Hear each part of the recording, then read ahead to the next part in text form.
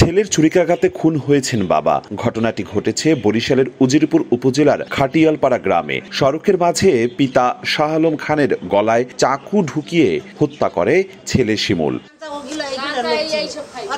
ঘাতক ছেলের দাবি, মায়ের মৃত্যুর পর বাবার দ্বিতীয় বিবাহ ও বাবার পেনশনের টাকা দ্বিতীয় স্ত্রীকে দিয়ে দেয়া সহ নিজের চাকরি ও বিবাহের ব্যবস্থা না করে দেওয়ার ক্ষোভ থেকেই তিনি এই হত্যাকাণ্ড ঘটিয়েছেন। পারিবারিক সমস্যা, আমার বয়স 32, সে আমাকে কোনো লাইনে উঠায় না, আমাকে কোনো প্রতিষ্ঠিত করে না, কোনো ব্যবসা ধরাইয়া দেয় না, কোনো চাকরিতে ইনভলভ করে না।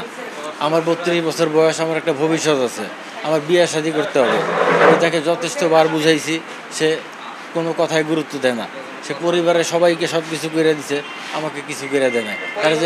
তার যে দ্বিতীয় ওয়াইফ 1 কোটি টাকা চুরি করে নিয়ে গেছে, 1 কোটি টাকা চুরি করে নিয়ে গেছে, কিন্তু এখন সে নিঃস্ব, তার বাজার করার মতো টাকা তার কাছে নাই।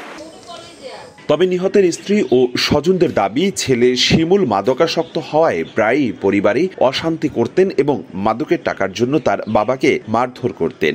নিজ পিতাকে এমন নির্মম হত্যার জন্য ছেলের দৃষ্টান্তমূলক শাস্তি দাবি করেছেন তারা। 3-4 বার মারতেও গেছে, তারপর আর রিহাবে দেওয়া হয়েছে, 3-4 বার রিহাবেও দেওয়া হয়েছে। ছেলে একদমই ভালো না।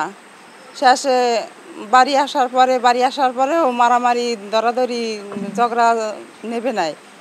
তারপর হঠাৎ করে আমি বাবার বাড়ি গেছি, মেয়ে ভর্তি করাবার পরে ওইখানে থাকি। এখানে ছেলে আর বাবা থাকতেছে। থাকার পরে হঠাৎ করে আজকে এই ঘটনা ঘটছে। পারিবারিক কোনো কলহ ছিল না বা কোনো সমস্যাও ছিল না। ওই ছেলে আর কি একটু নেশাখোর টাইপের ছিল। ওই খামখেয়ালিয়া টাকা চাইলে টাকা মানে এখন টাকা দেওয়ার মতন আর তেমন একটা অ্যাবিলিটি ছিল না। এইটাই হলো মেইন সূত্র।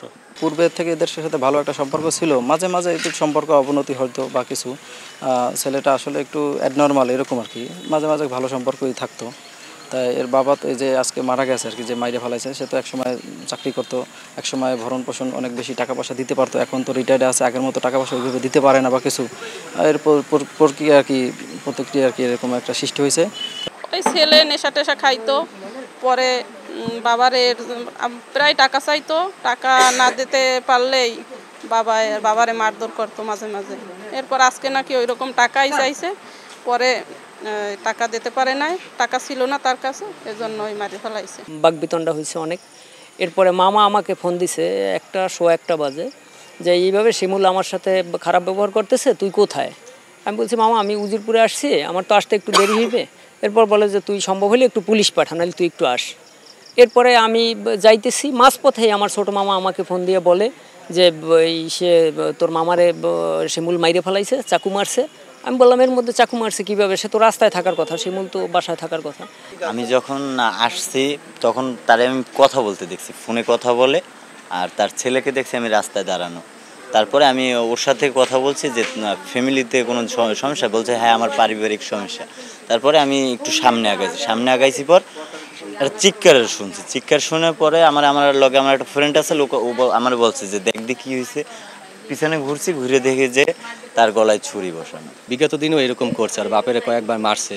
এই মিলন মামা আমার ফোন দিয়ে বলছে যে মিরাজ এরকম করে, বাপের সিগারেট কিনে দিতে বলে, মানে অনেক অত্যাচার করে। তারপরে আমাদের মসজিদ থেকে আজকে নামাজ পড়ে বের হওয়ার পরে এই ঘটনা ঘটছে।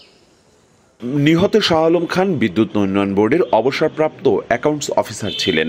2 সংসার মিলিয়ে 3 কন্যা ও 1 পুত্র সন্তান রয়েছে তার।